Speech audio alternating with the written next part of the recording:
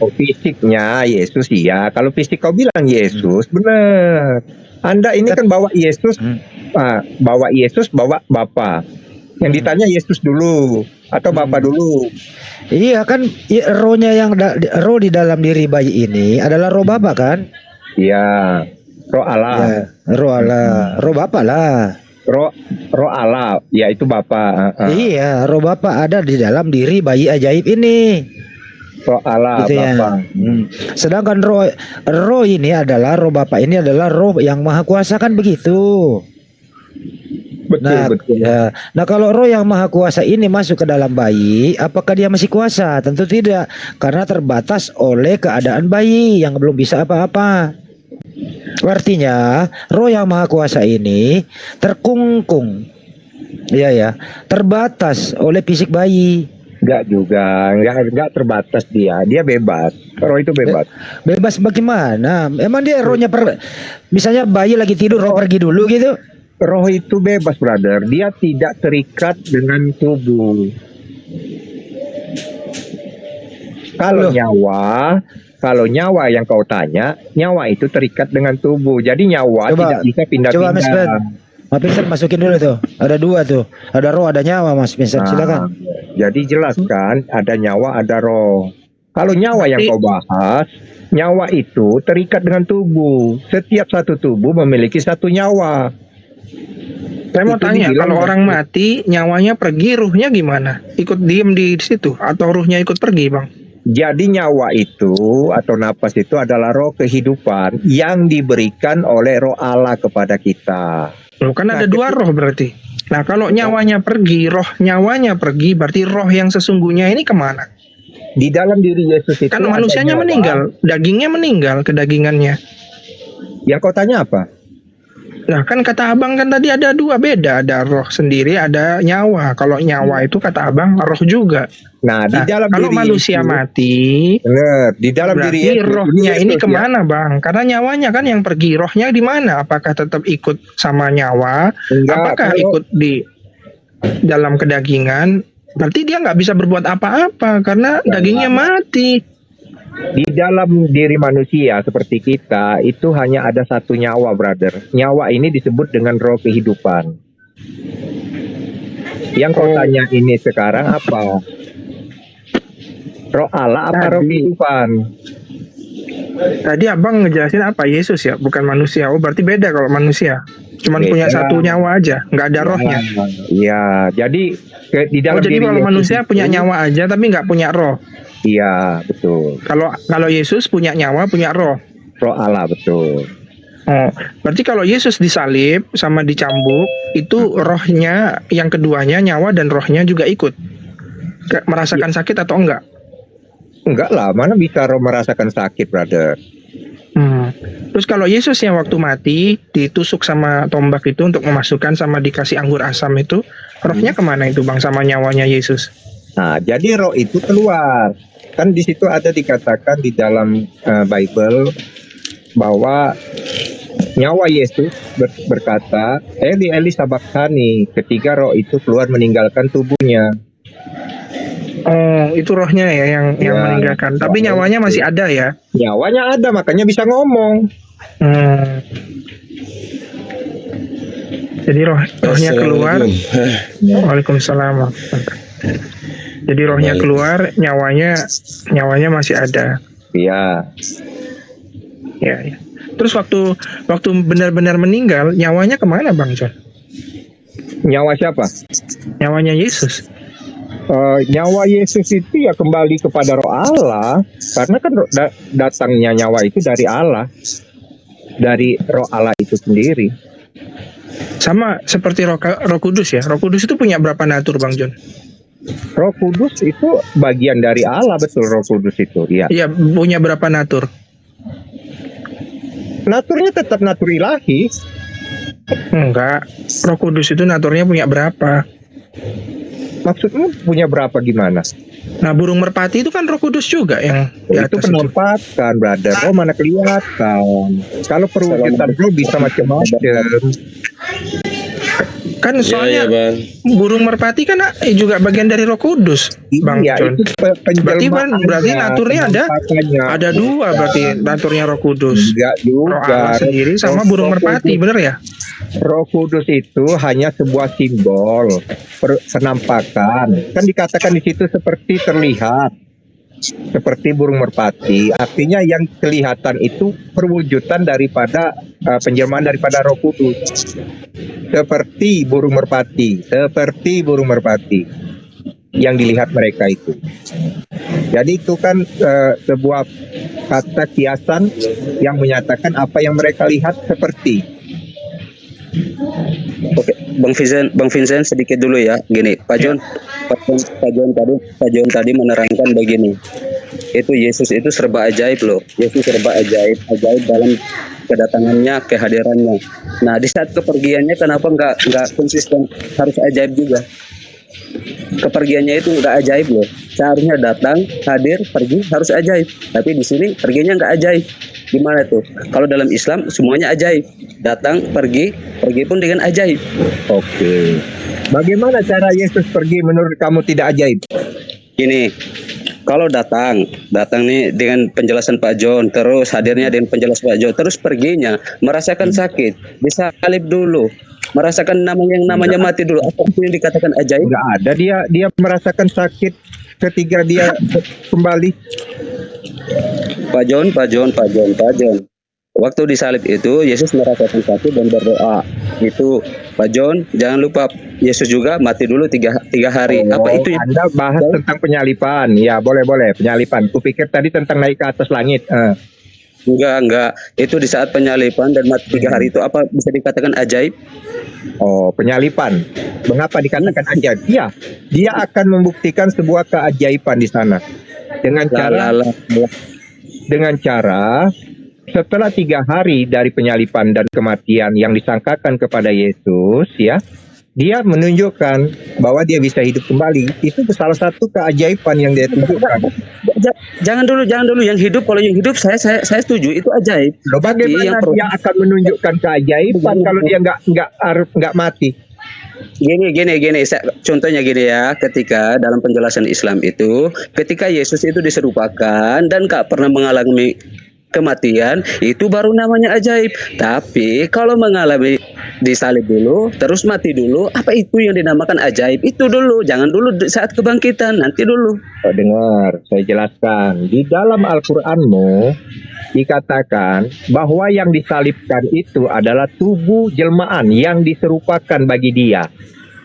Itu benar. Karena apa? Di surah Maryam 17 itu tadi, makanya aku bilang di surah Maryam 17, kemudian di An-Nisa 171 itu dikatakan bahwa Roh Allah menjelma menjadi seperti manusia yang sempurna. Itu sudah disebutkan di dalam surah Maryam 17 bahwa Roh Allah itu menjelma menjadi manusia yang sempurna bernama Yesus Al-Masih. Bang John. Emang beneran Yesus mati, Bang John? Kenapa? Emang beneran Yesus setelah disalib mati? Mati 3 hari. Jelas mati 3 hari. Menurut kesaksian para apa yang meyakini Bang John itu bahwa Yesus itu adalah Tuhan? Berarti Abang John pasti menjawab untuk penghapusan dosa. Jadi logikanya begini, Bang John. Lalu Yesus itu diturunkan gimana? Kenapa? Anda itu bawa narasi Bang John, coba baca Matius 12:38-40 itu. Itu Yesus sendiri yang bilang, "Angkatlah yang jahat dan tidak setia ini menuntut suatu tanda, tetapi kepada mereka tidak akan diberikan tanda selain tanda Nabi Yunus, sebab seperti Yunus tinggal di dalam perut ikan 3 hari 3 malam, demikian juga anak manusia akan tinggal di dalam rahim bumi 3 hari 3 malam. Gak mati berarti anak manusia ini, Bang John. Kenapa? Iya, berarti Yesus gak mati. Itu jawabnya Yesus tadi. Dia kan hidup lagi, terbukti kan? Dia hidup lagi. Iya, berarti orang Kristen selama ini bilang mati, bangkit ke hari ketiga. Iya, kalau salah. Sudah dikuburkan ya. Loh, itu jelas adalah ini Matius ini perkataannya merah, Bang, dalam Bible. Ini perkataan Yesus merah ini. Kenapa? Ya merah. Kalau Sekarang hitam kutanya kan gini, bukan Yesus yang bilang. Ya. Kalau merah kan Yesus yang bilang. Benar Matius itu. loh. Matius itu perkataan Yesus tuh bang. Injil Kamu Matius. aja yang Masa nggak abang mau anulir ngerti. perkataannya Yesus? Nggak ada dianulir. Kamu yang nggak paham. Lah Yesus sendiri yang Dengar bilang dulu, kalau dengar anak dulu. manusia, Kau anak mau keselatan juga atau demikian tidak? juga anak manusia akan tinggal di dalam rahim bumi 3 hari 3 malam. Benar kan dia, Berarti dia tinggal konsep- di dalam kubur 3 hari 3 malam. Benar gak? Dikubur 3 hari 3 malam, benar atau tidak? Iya benar. Ya udah, kalau Tapi kan benar. di ayat Bible yang lain kan bilang gini, Mesias harus menderita, mati dan bangkit hari ketiga. Sekarang dia di Nah, dalam kubur mana itu yang mati atau benar? tidak menurut kamu? 3 hari 3 malam di dalam kubur itu mati atau tidak menurut kamu? Loh, kan Mesias harus Saya menderita, tanya, mati menurut dan kamu, bangkit hari ketiga. Dia 3 hari di alam maut yang seperti dikatakan dia itu mati atau tidak itu? Nah, saya tanya ke abang, kan Tuhannya abang. Nah, makanya seperti dengan Nabi Yunus, ketika Nabi Yunus dimakan oleh ikan, banyak orang menyangka Yunus ini mati. Tetapi dengan kemahakuasaan Tuhan, ternyata Yunus selama 3 hari kemudian keluar dengan hidup. Seperti itulah yang terjadi kepada Yesus. Banyak orang Nah. menyangka bahwa dia telah mati seperti sangkaan kita, pikiran kita. Ya, Terus di karena- Yohanes karena kenapa? apa? Sebentar, Dia membuktikan sebentar. diri bahwa Tuhan Sebentar. itu tidak seperti itu. Dalam 3 hari Jadi- dia bangkit dan hidup. Jadi Mengenapi menurut apa Bang yang John, dikatakan. sebentar Bang John, saya luruskan lagi, saya luruskan. Sebentar. Jadi menurut Bang John, ya, Yunus di perut ikan itu orang menyangka mati padahal sebenarnya hidup. Iya, Begitu juga anak manusia di perut bumi, banyak orang menyangka itu mati padahal sebenarnya Yesus tidak pernah mati, gitu ya Bang John Betul. ya. Nah, artinya di sini Jadi Yesus jelas. tidak pernah mati. Paham ya teman-teman? Mati Ya. itu tidak mungkin mati itu seperti Muhammad, seperti nenek saya. Santai Bang John. Udah jelas ini. Jadi Jadi mati Yesus menurut di sini Bentar, Bang adalah John. bahwa dia masuk ke dalam alam maut dalam waktu 3 hari. Iya, artinya John. Hidup kembali setelah itu, Iya. artinya bahwa benar dia seperti Yunus juga mengalami proses kematian ketika di dalam perut ikan, tetapi dengan keajaiban Tuhan dia bisa hidup kembali setelah keluar Enggak dari pernah ikan. dibalik lagi. Jadi seperti itu. Yunus tidak pernah Yesus mati di perut datang. ikan. Dia bersemayam di dalam perut bumi, kemudian pergi membangkitkan orang-orang kudus di alam kematian dan membangkitkan mereka. Artinya, ketika Yesus itu di dalam alam kubur, dia tetap hidup. Karena apa? Dia pergi membangkitkan orang-orang mati yang di alam kubur. Ya udah jelas. Membangkitkan orang Udah jelas. kudus. Lanjut. Dan Artinya proses ke sana, dia tidak pernah mati. Lanjut. Berarti penebusan dosa Simpel untuk saja. mati nggak ada ya bang, karena Yesus hidup ya. Oke, lanjut. Karena dia menebus orang-orang mati di alam kematian. Bagaimana Oke, dia Bang, masuk ke dalam alam kematian? Ya dengan cara Sebentar, mematikan sebentar. dirinya. Gini, Bang John. Sebentar. Bang John, sebentar ya. Yesus ada Tuhan, Bang John, buat apa dia mematikan dirinya? Dia kan maha Oke, segalanya. bentar. Oke, Sabar, Bang John. sabar, tahan dulu. Bang John, Baik, baik. Bang John, Ya, Bang ya. John, dengar ya, yang sabar ya Bang John ya, yang sabar. Silakan lanjut. Saya selalu sabar. Saya selalu tertawa dan tersenyum. Karena apa? Saya sangat bangga ketika orang-orang Muslim itu sangat penasaran dan ingin tahu tentang Yesus. Saya sangat senang. Saya sangat suka cita. Mantap, lanjut dengan Bang John. memberitahukan seperti ini, mereka bisa belajar, bisa paham daripada Oke, mendengarkan orang yang tidak mengerti sama sekali tentang Yesus. Jadi Oke, Bang John. silakan tanya. Gini. Bang Handi. Oke, kita ikuti saja ini penjelasan dia, itu keimanannya. Oke, saya tekankan tadi ketika Pak John menerangkan tentang keajaiban Yesus itu. Nah, pertanyaannya saya, kalau memang kematian dan penyaliban itu apa bisa dikatakan keajaiban? Jelaskan itu dulu, jangan lari ke lain. Fokus pada pertanyaan. Apa itu bisa dikatakan keajaiban?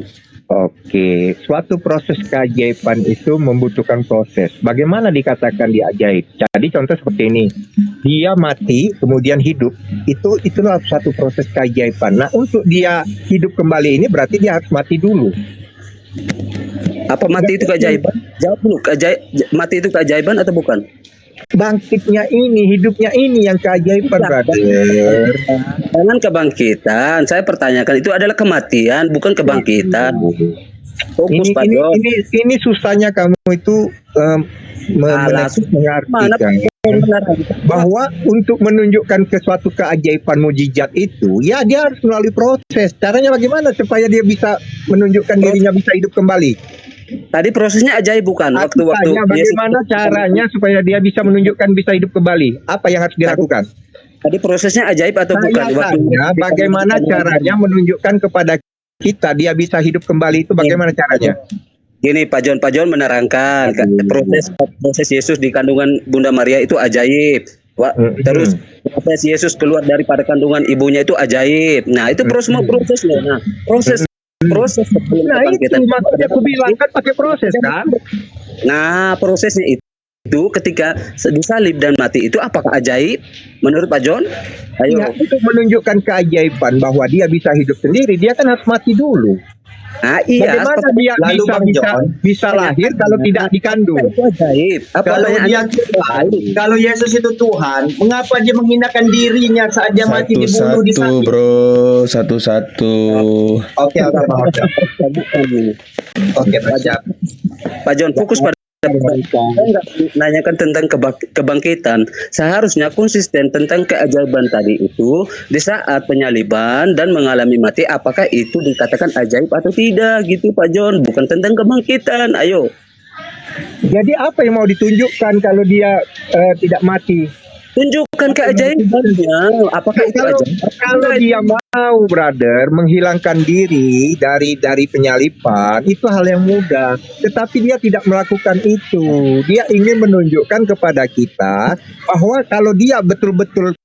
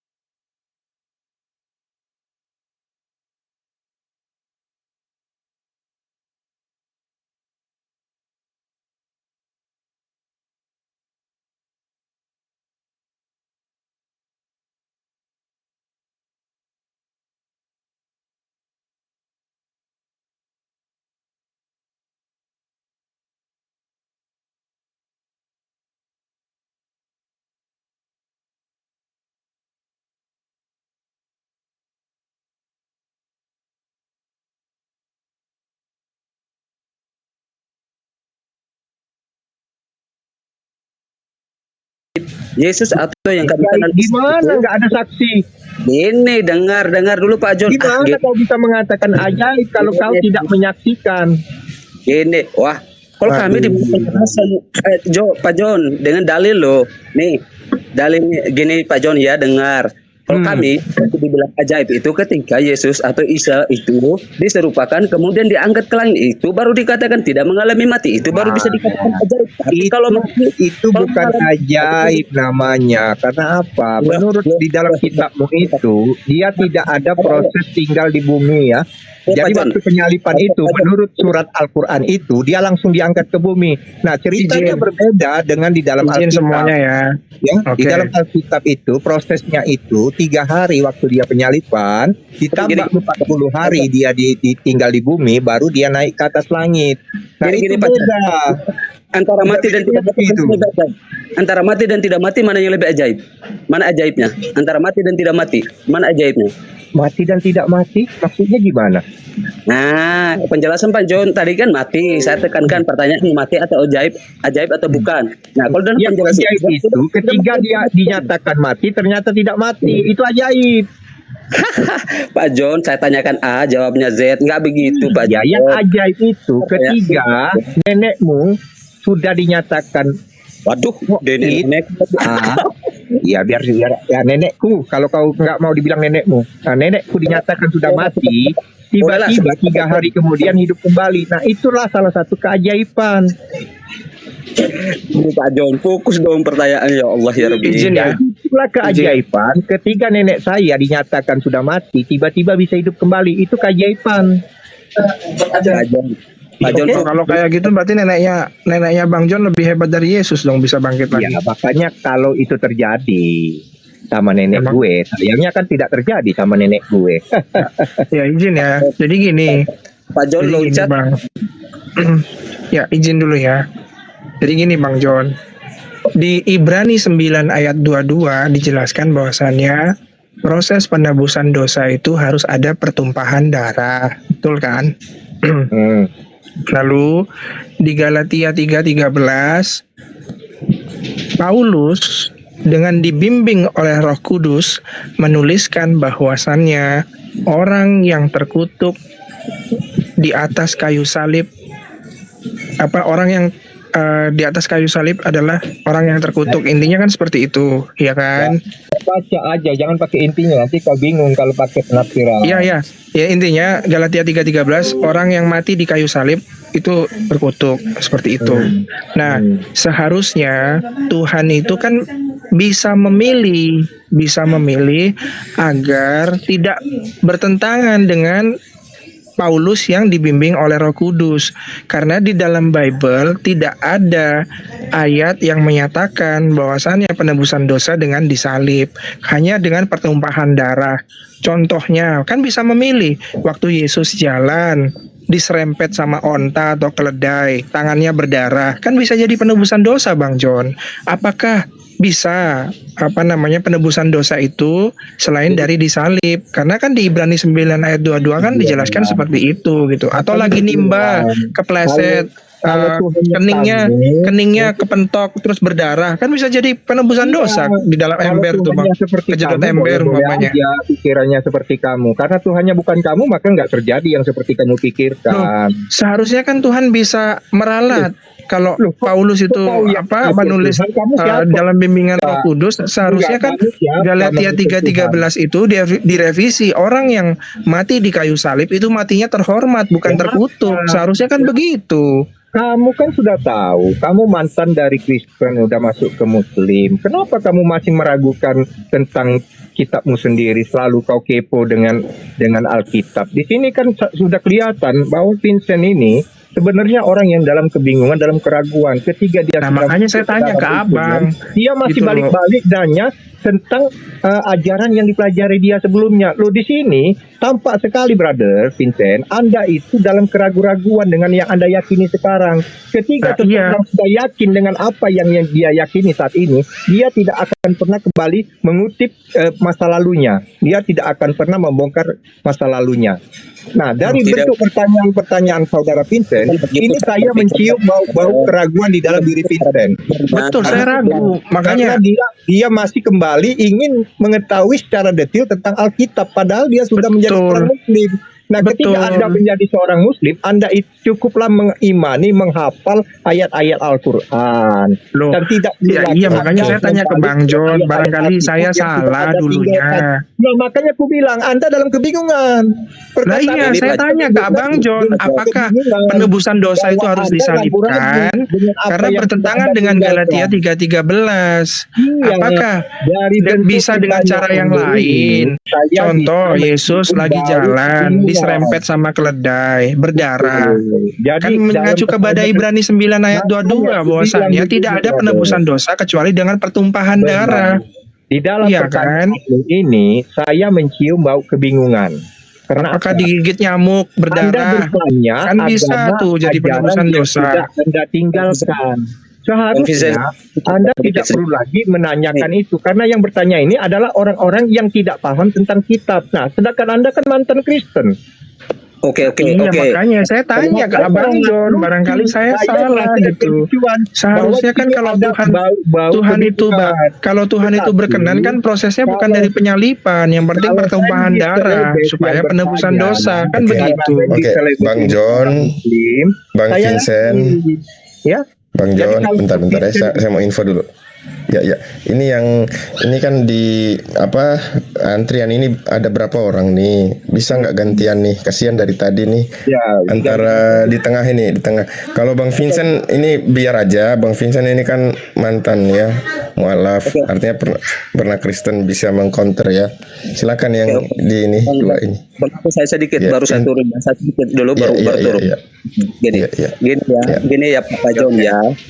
Kalau mau adil kita harus bertanya kayak Abang Vincent tadi itu harus ada dua pertanyaan. Gini, Bang Vincent, kira-kira Abang ketika sudah masuk menjadi mu'alaf terus mengotak-atik lagi tentang Alkitab itu sebagai apa? Sebagai bentuk kasih sayang untuk menyadarkan itu teman-teman yang Kristen atau dalam keraguan-raguan? Saya sih pertanyaannya dua, biar beliau yang jawab, bukan jawaban itu datang dari Pak John. Itu baru namanya keadilan. Saya cuma Oke, ngomong mantap.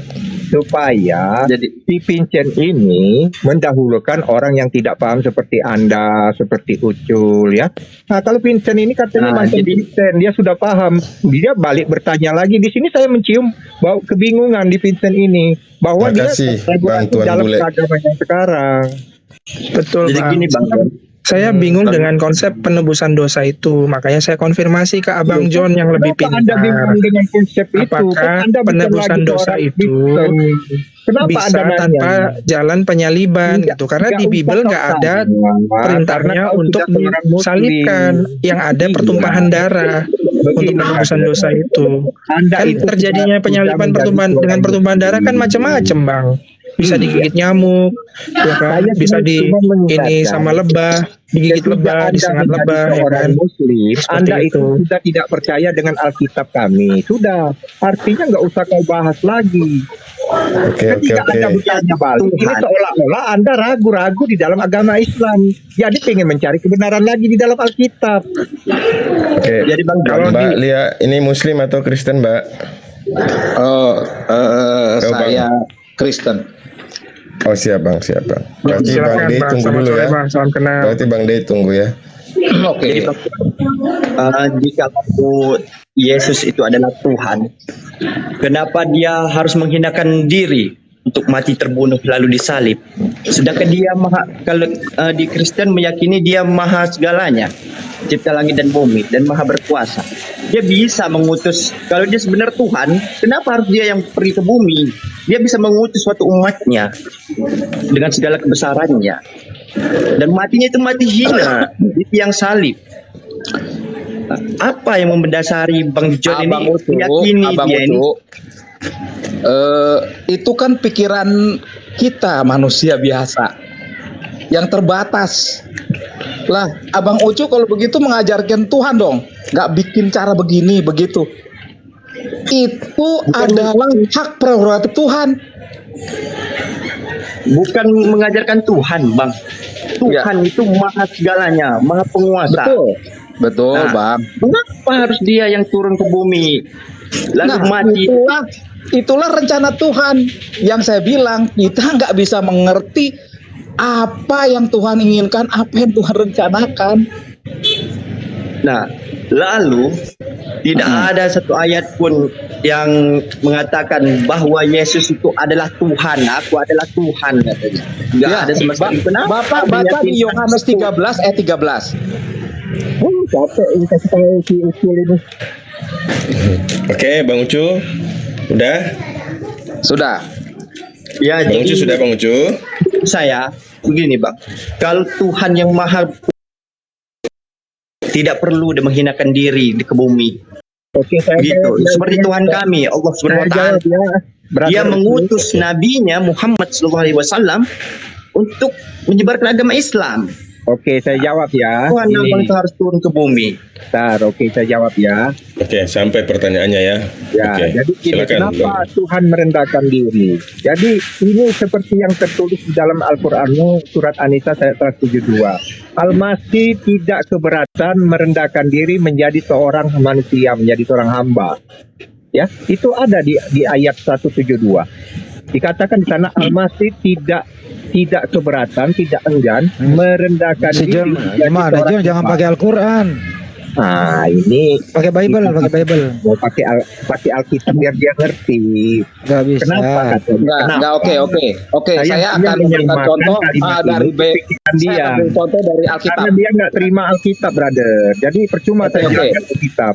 Oke, saya akan, kenapa Tuhan menyuruh Nabi Ibrahim alaihissalam untuk mengorbankan anaknya? Kenapa nggak langsung aja udah kambingnya dipotong?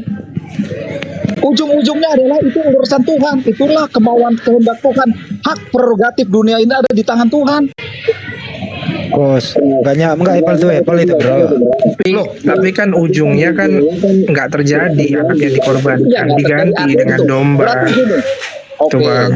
Bukan lari ke sana masalahnya, pertanyaannya. masalahnya Oke, gini nggak Bang. terjadi. Tetapi Izin gini, Bang Andi.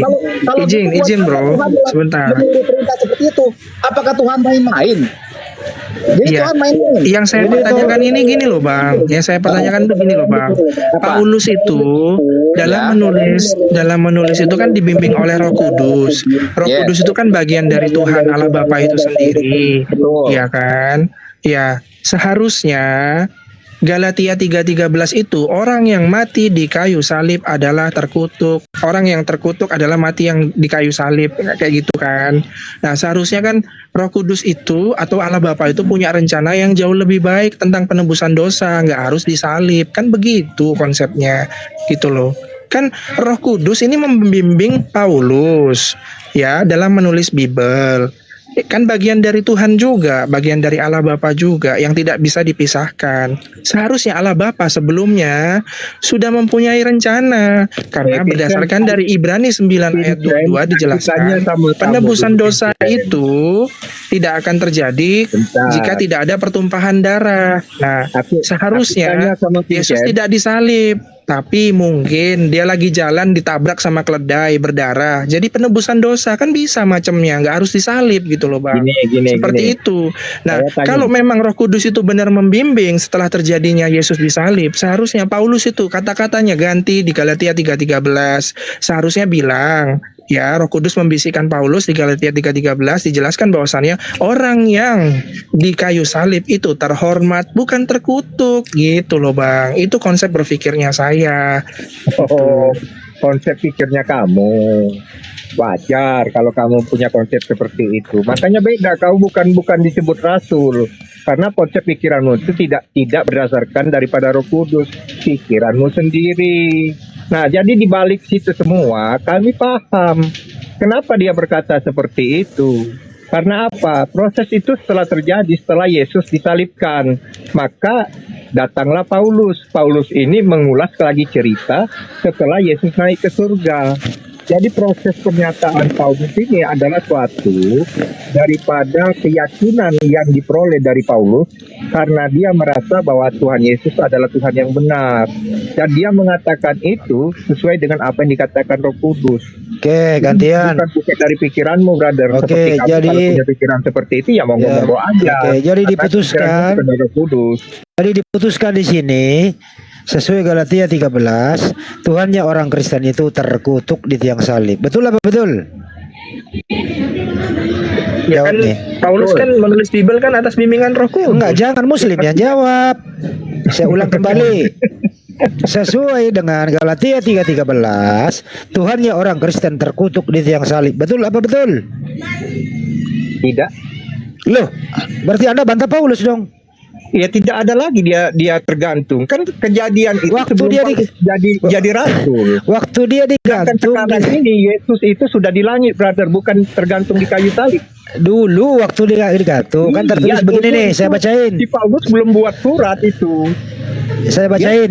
Terkutuklah Paulus orang. pernah- Dengerin saya bacain belum dulu. pernah melihat Yesus secara nyata. Karena Saya dia bacain tidak pernah dulu. bertemu dengan Yesus. Saya bacain dulu. Iya, pertanyaan selebet tadi apa? Sudah saya jawab. Ya, terkutuklah orang yang digantung di tiang salib. Kan begitu. Iya. Artinya Yesus ini kan adalah orang juga. Loh, orang Satu. apa Tuhan yang kau tanya? Iya, ini kan orang, Pak. Dengerin dulu. Ya, Pak. Dengerin makanya dulu. kalau kau bahas orang, coba Ya. ayat itu tidak ada menyebut Tuhan. Itu Iya, orang. oke. Baik. Ingat ya, yang di sana terkutuklah orang, bukan Tuhan. Oke. Jadi Yesus orangnya terkutuk, betul? Tidak, karena Loh. dia tidak tergantung. Anda ini mau pilih yang mana sih? Gue Loh, mundurin dikit jadi orang. Tidak ada pernah Yesus tergantung, karena Bang. Yesus tidak ada tergantung saat ini. Jadi Yesus nggak pernah disalib gitu? Galatia 3:13 itu bunyinya gini. Oh, Kristus telah menebus kita dari kutuk hukum Taurat dengan jalan menjadi kutuk karena kita. Sebab ada tertulis terkutuklah orang yang digantung pada kayu salib gitu loh. Nah, Hmm. penjelasan saya boleh kalian dengar ya.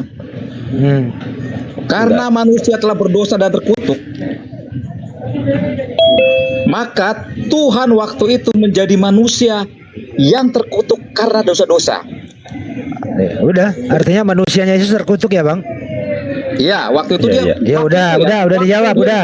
Oke. Udah dijawab. Manusianya Yesus terkutuk. Udah selesai. Manusianya Yesus Ya, manusia itu selesai. Oke, Bang terjawab. Ucu, gantiannya Udah. Bang Ucu ya. Udah Oke, terjawab. udah terjawab. Oke, udah terjawab. Silakan. Jangan diputar lah. Manusia terkutuk ya. Udah dijawab terkutuk, Pak. Udah dicatat. Ya. Gede-gedein. Waktu Yesus Oke. menanggung umat. Oke, izin pamit. Iya. Oke, kami silakan keluar. Ya, ya. Udah dijawab. Oke, gantian ya. Yang lain lagi Ya. ya. Ini dari tadi ngantri kasihan nih. Oke. Bang Day tunggu dulu. Kalau saya Apa mas ambil pertanyaan lagi? biar gak muter-muter tuh, saya ambil tengahnya biar cepat gitu loh. Iya, oke. Ya. Setuju.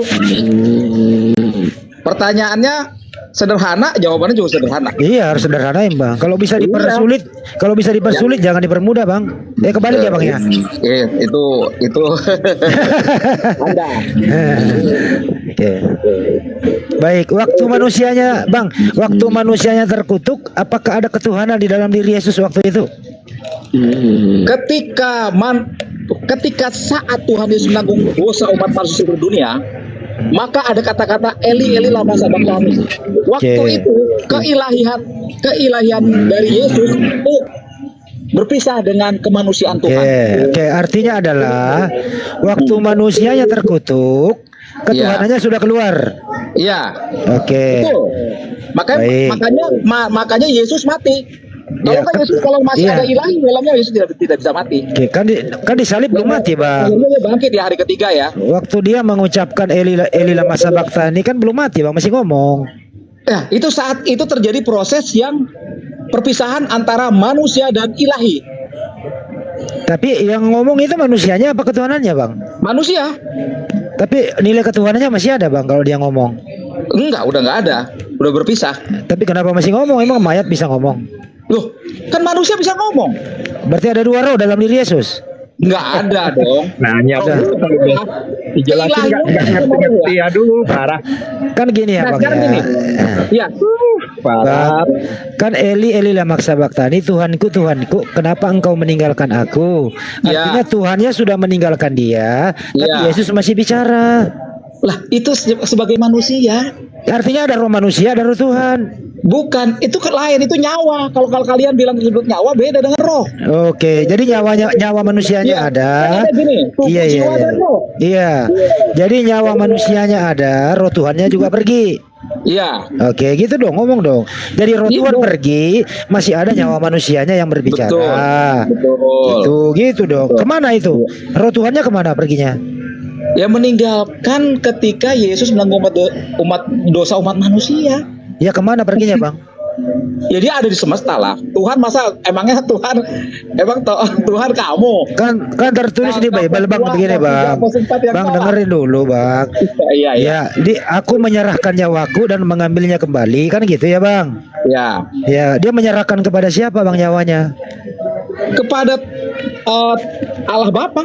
Oh, berarti Allah Bapa menyimpan dulu, mengambil dulu nyawa Yesus. Enggak, dia ada di semesta. Oh iya, di semesta, oke. Jadi Setelah jangan dia, bilang-bilang dia pergi ke suatu tempat, nggak ada itu. ya kan dia menyerahkan, jadi nyawanya Yesus diserahkan ke Bapaknya dulu. Betul. Sekarang bicara roh nih. Tadi Ya. bilang nyawa apa roh pertanyaannya? Iya nyawanya. Dia aku nyawa. menyerahkan nyawaku. Nyawa tidak berhubungan dengan roh. Ya oke, nggak apa-apa. Jadi Yesus menyerahkan nyawanya dulu kepada Bapaknya.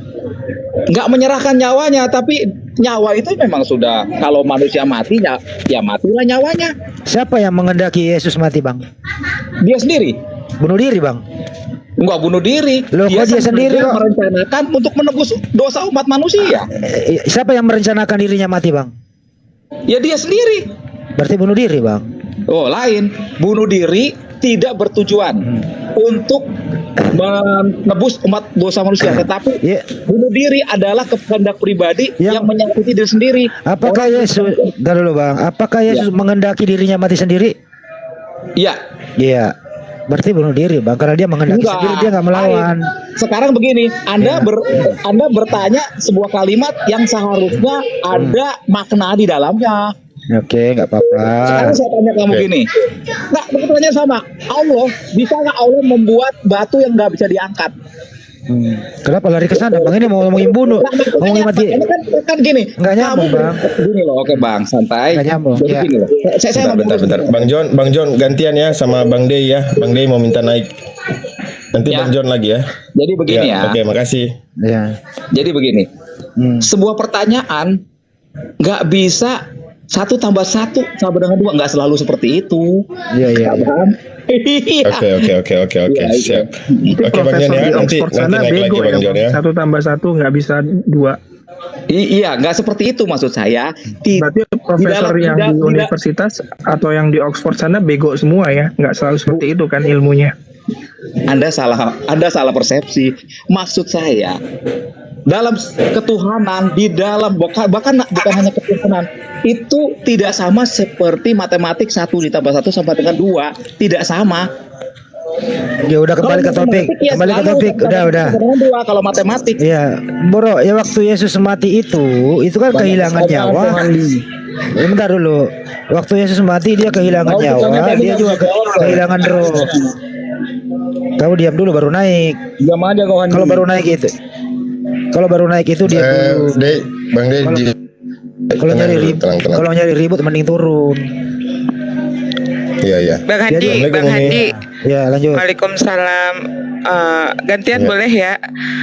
Kalau menghadapi mereka nggak usah muter-muter, pakai dalil mereka aja. Ini siapa ini?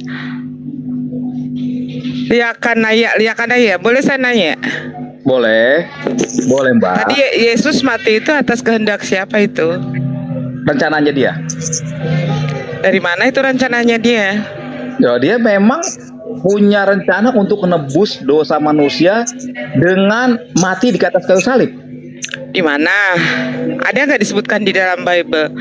Anda tahu nggak Yesus mati di kayu salib itu apa? Akibat apa? Loh, akibatnya Bukan ya. loh. Akibat apa? Akibat itu ya banyak akibatnya, mungkin karena dia mengaku sebagai Allah, jadi dia dianggapnya menistai, atau di sini disebut Betul, Yesus Iya. mati di kayu salib itu dianggap oleh orang-orang Yahudi itu melakukan hilul hashem atau penghujatan Ya, terhadap Allah. betul, Jadi kalau betul. Abang mengatakan Yesus mati atas rencananya dia sendiri, Abang baca di dalam Matius 26:36 sampai dengan 31 sampai 27:31 aku bacain aja ya. semua. Ya, bacain. Oke, aku bacain Bang. 26 ayat 36. Maka sampailah Yesus bersama murid-muridnya ke suatu tempat yang bernama Getsemani. Lalu dia berkata kepada murid-muridnya, duduklah di sini sementara aku akan pergi ke sana untuk berdoa. Ia membawa Petrus dan kedua anak Zebedius besertanya. Maka mulailah dia merasa sedih dan gentar. Lalu kata-katanya kepada mereka, hatiku sangat sedih seperti mau mati rasanya. Tinggallah di sini dan berjaga-jagalah dengan aku. Maka ia maju sedikit lalu bersujud dan berdoa, ya Bapakku, jikalau sekiranya mungkin biarlah cawan ini lalu daripadaku, tetapi janganlah seperti yang kau kehendaki, melainkan seperti yang engkau kehendaki. Nah, coba di sini Yesus ketakutan sampai dia lari ke taman Getsemani meminta murid-muridnya berjaga. Ya. Dia sedih, dia ketakutan, dia gemetar, dia berdoa kepada Bapaknya. Iya. Nah, terus di mana letak Yesus mati itu atas rencana dia sendiri? Pakai dalil, Bang. Saya Pakai bilang dalil. gini aja lah. Tadi saya udah bilang dia mati atas rencananya. Datanya di mana? Sebentar, Bang. Jangan asumsi, Bang. Diskusi itu jangan hanya asumsi. Anak SD pun bisa kalau hanya asumsi. Kamu terus, bukan saya. Saya nggak boleh punya hak ngomong. Tadi kamu ngomong.